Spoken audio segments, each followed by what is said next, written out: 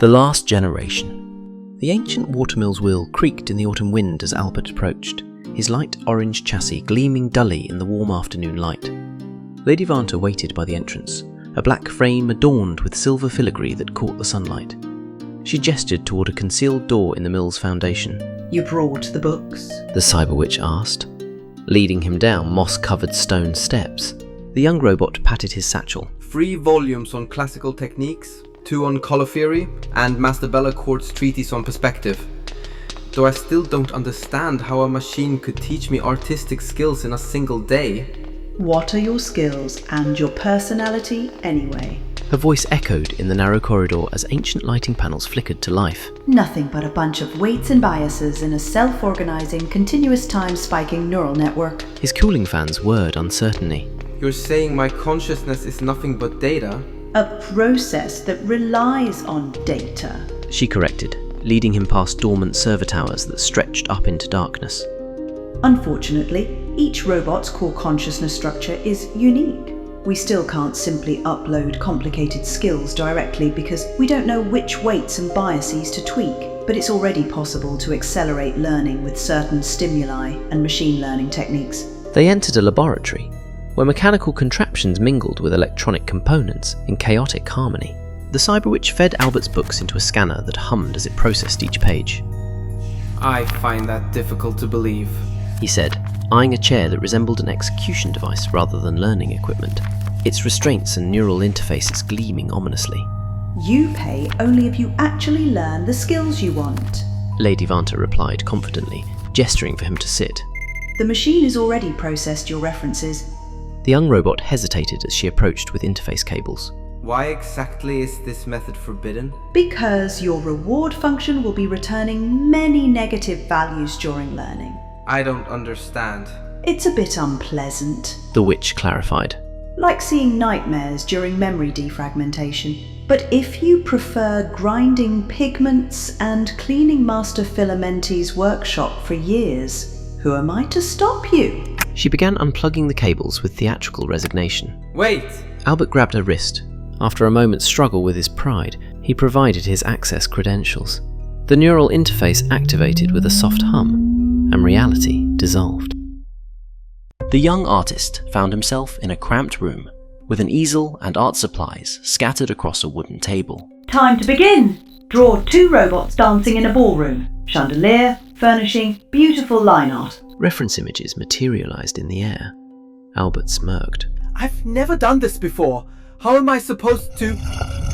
A grinding sound answered him. The far wall had begun moving inward. I didn't agree to this! He frantically attempted to access his image generator. Aha! You failed to trick the registrar from the guild. He noticed you tracing over generated images.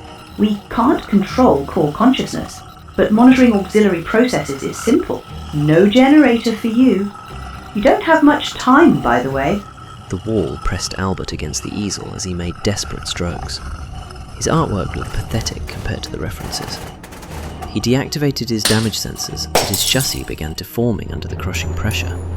Just as structural failure seemed inevitable. But this one isn't too bad. Next generation. The room snapped back to its original state.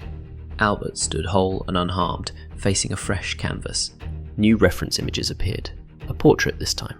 Try again, but draw it better, or else. The floor began sliding away beneath his feet, revealing a glowing furnace. The young robot threw himself into the work, frantically recalling Master Filamenti's lessons about constructing images methodically. Start with general shapes, then move to details. But his easel tumbled into the furnace, and moments later he followed, feeling his chassis begin to melt. Best of the worst. Next generation. Again he stood whole, facing another challenge. And another. Each time impossibly, he improved just enough to survive. Each time the voice's casual assessment of his near-death experience chilled him more than the simulated pain. After what felt like an eternity, the apprentice found himself standing in what appeared to be an open meadow. Easel before him, a beautiful robot lady posing nearby. Finally, freedom from those death traps. But when he stepped backwards, his chassis struck an invisible barrier. Turning, he saw a black knight materializing from the air. Electro blade, gleaming, standing perfectly still, for now. Capture her essence. The voice commanded. You know what happens if you fail. Time blurred. Each trial brought him closer to mastery through sheer terror-driven practice. Against all odds, he survived every seemingly certain death. Only now did he truly understand how kind his old teacher had been. Finally, the voice delivered its ultimate challenge. 1 hour. Create a painting that captures the moment of breakthrough, when countless failures finally yield to success. This time there were no grinders or furnaces. The room simply began disappearing into black void, closing in from all sides. The young artist had access to a virtual library for reference, but his trusty generator remained blocked. As the void pressed closer, inspiration struck. Albert painted a robotic clockwork master in his workshop, optical sensors brightening with eureka, holding aloft a magnificent timepiece whose tiny figures danced in perfect harmony, one figure cast in familiar orange bronze. Around the master's feet lay scattered heaps of broken gears, failed mechanisms, discarded attempts stretching back through years of patient work. When the void nearly consumed him, Albert took a final look at his painting. Maybe his work wasn't too bad after all. Maybe this? The voice said, as if talking to itself. Oh, this one is a bit better. Light flooded back. The apprentice sat in the same chair, Lady Vanta operating the now silent machines. The laboratory was uncomfortably hot from the ancient server's hard work. I'm not an artist myself, but from the looks of it, your work now is no different from that of guild artists. Some more practice wouldn't hurt, but you promised to pay only for 1 day of reinforced learning. Speaking of which... The training from hell seemed like a fading nightmare, but the artistic techniques remained vivid in his memory. Too tired to argue, the young robot transferred a generous sum of crypto coins. You and I both know this never happened, the cyber witch added as he prepared to leave. Albert had nothing to say. Of course he wouldn't admit to using forbidden methods, and neither would she. Master Filamenti was indeed astonished by his apprentice's progress. Exceptional work, my boy. I've never seen such rapid improvement. I must apologize for underestimating you. It's exceptionally rare, impossibly rare really, to encounter such natural talent. Impossibly rare? The word struck the young artist like a lightning bolt. Those death traps, surviving each one had been virtually impossible. Yet somehow he'd succeeded. Every time. How? When he'd appeared in that first room with the crushing walls, what was the most likely outcome? He would have panicked, beaten the walls desperately, failed to draw a single stroke. The horrible truth crystallized. Reinforcement learning is like biological evolution, but compressed into a digital torture chamber. His consciousness had been copied countless times, and only the successful iterations continued. All those other versions of himself, the ones who panicked, who gave up, who simply weren't good enough, had ceased to exist. He imagined their final moments. Confusion, terror, the inevitable certainty of failure. Master, I must go. The apprentice stammered and rushed from the workshop. The old mill stood empty. When he descended to the basement, the towering servers were dark and silent.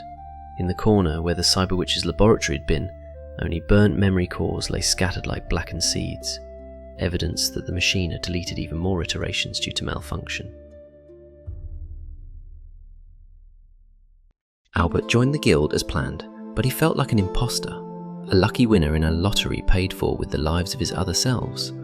Yet he couldn't abandon art. That would make all those sacrifices meaningless. Years later, as a master himself, Albert taught with patience that surprised younger artists. One afternoon he noticed a student working at his easel, and immediately sensed something wrong. The brushstroke shifted from crude to masterful and back again, like a novice chess player stumbling through blunders before executing a series of brilliant moves and hanging his queen immediately after. Kai, The teacher said gently, approaching the young robot. might we have a word? The student's frame tensed. Is something wrong with my technique? Not wrong, exactly, just obvious. He studied the canvas with professional interest. You know, I help improve image generators in my spare time. Pattern recognition becomes second nature. But Master Albert... Kai protested. Everyone uses generators. Why pretend otherwise? The older robot was quiet for a moment, then gestured toward a painting on the studio wall.